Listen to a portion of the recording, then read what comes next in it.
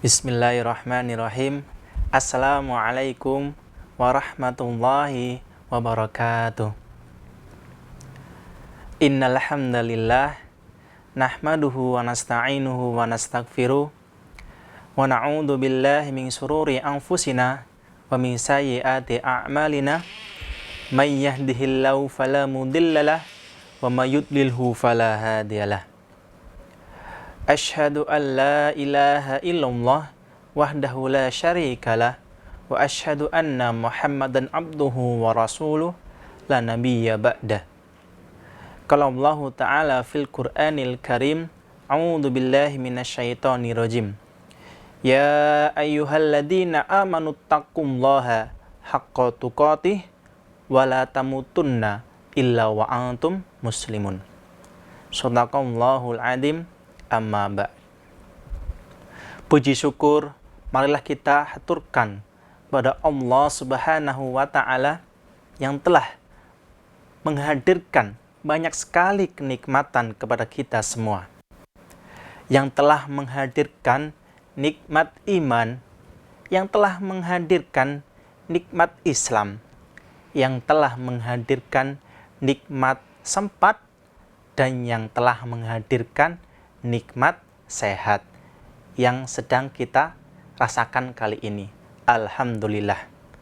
Allah telah memberikan nikmat-nikmat tersebut kepada kita semua sehingga kita diberi kesempatan untuk bertemu, untuk menikmati bulan suci Ramadan yang telah kita ketahui bahwasanya bulan Ramadan merupakan bulan penuh dengan keberkahan, bulan penuh dengan maghfirah, ampunan, dan bulan di mana amal-amal kebaikan akan dilipat gandakan kebaikannya. Sholawat teriring salam semoga tetap tercurahkan kepada junjungan kita, suri teladan kita, yakni Nabiullah Muhammad SAW beserta keluarganya, sahabat-sahabatnya, dan para pengikutnya yang insya Allah setia dengan ajarannya hingga yaumil kiamah. Semoga kita semua termasuk orang-orang yang mendapatkan syafaatnya di yaumil kelak. Amin. Ma'asyiral muslimin rahimakumullah.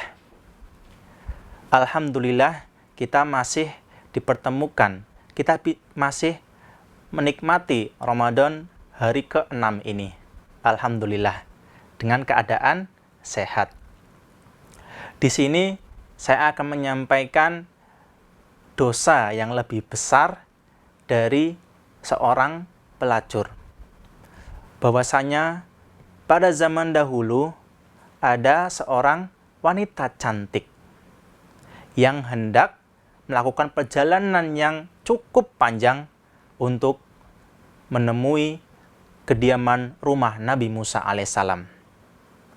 Badannya ramping, kulit yang putih yang menandakan bahwa dia benar-benar wanita cantik. Setelah sekian panjang perjalanan yang ia tempuh, lalu sampailah ia di rumah kediaman Nabi Musa alaihissalam. Lalu diketuk pintu 3 kali. Tok, tok, tok. Assalamualaikum. Kemudian terdengar jawaban salam dari dalam. Waalaikumsalam. Pastinya itu jawaban salam dari Nabi Musa alaihissalam. Kemudian setelah itu dibukakan pintu dan Nabi Musa alaihissalam terkejut karena ada seorang wanita cantik yang hendak bertamu ke rumahnya.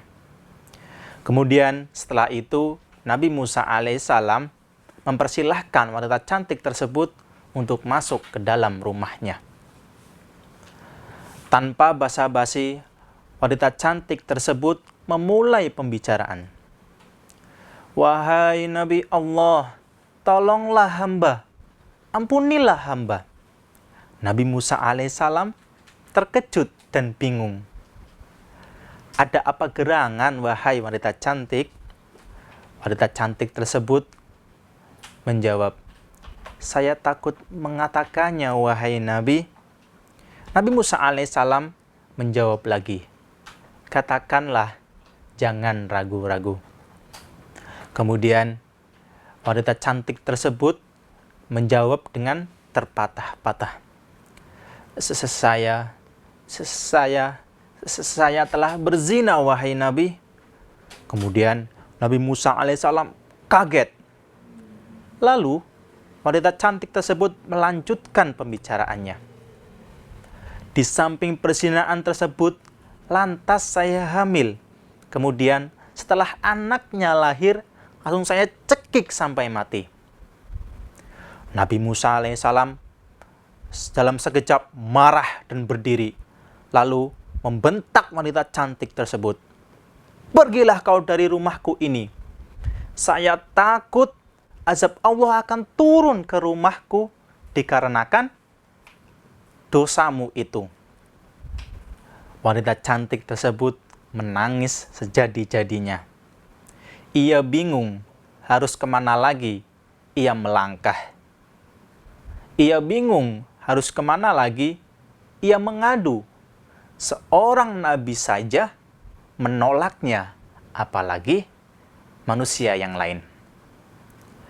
Tak lama kemudian, malaikat Jibril turun ke bumi dan menemui Nabi Musa alaihissalam dan berkata, "Wahai Nabi Allah, mengapa engkau mengusir seorang wanita yang hendak bertaubat dari perbuatannya? Apakah engkau tidak tahu ada dosa yang lebih besar daripadanya?" Nabi Musa alaihissalam bertanya-tanya, apakah ada dosa yang lebih besar dari perbuatannya? Malaikat Jibril menjawab dengan tegas, "Ada." Kemudian Nabi Musa alaihissalam bertanya lagi, "Dosa apakah itu?" Malaikat Jibril menjawab, "Orang yang meninggalkan sholat dengan sengaja, dosanya lebih besar dibandingkan dengan seorang pelacur yang berbuat zina, lantas hamil, kemudian setelah anaknya lahir, dicekik sampai mati." Tak lama kemudian, setelah mendengar cerita tersebut, Nabi Musa alaihissalam bergegas keluar rumah dan menemui wanita cantik tersebut. Kemudian memohonkan ampun kepada Allah Subhanahu wa Ta'ala untuk mengampuni dosa-dosa yang telah diperbuat oleh wanita cantik tersebut.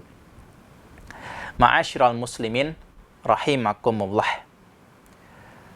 Hal yang dapat dipetik dari kisah tersebut yaitu bahwasanya orang yang meninggalkan sholat dengan sengaja dosanya lebih besar dibandingkan dengan seorang pelacur yang berbuat zina, lantas hamil, kemudian setelah anaknya lahir langsung dicekik, dibunuh.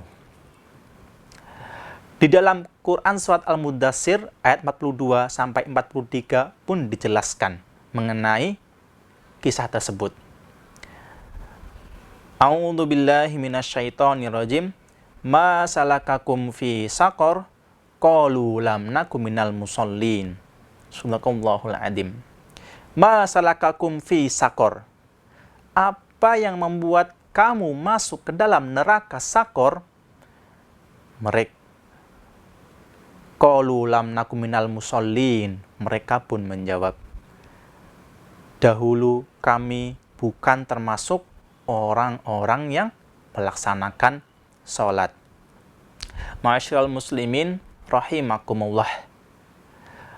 Hal ini menjadi introspeksi bagi kita, menjadi koreksi bagi kita, bahwasanya ketika kita meninggalkan sholat, maka dosanya lebih besar dibandingkan dengan seorang pelacur yang berbuat zina, lantas hamil, kemudian setelah anaknya lahir, langsung dicekik sampai mati. Maka dari itu, marilah kita tingkatkan semangat kita, ibadah kita, khususnya ibadah sholat. untuk senantiasa melaksanakan sholat dengan tepat waktu. Syukur-syukur dengan berjamaah. Kemudian ajaklah saudara-saudara kita, keluarga kita, orang tua kita, kakak kita, adik kita, teman-teman kita, atau orang-orang sekeliling kita untuk melaksanakan sholat. Kalau bisa dengan berjamaah, mengingat dengan dosa yang besar yang akan dirasakan oleh orang yang meninggalkan sholat dengan sengaja. Wallahu a'lam bishawab.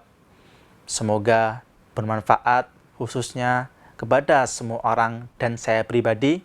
Mohon maaf atas segala kekurangan. Semoga di lain waktu bisa berjumpa kembali. Wabillahi taufik wal hidayah. Nasrum minallahi wa fathun qarib. Wassalamualaikum warahmatullahi wabarakatuh.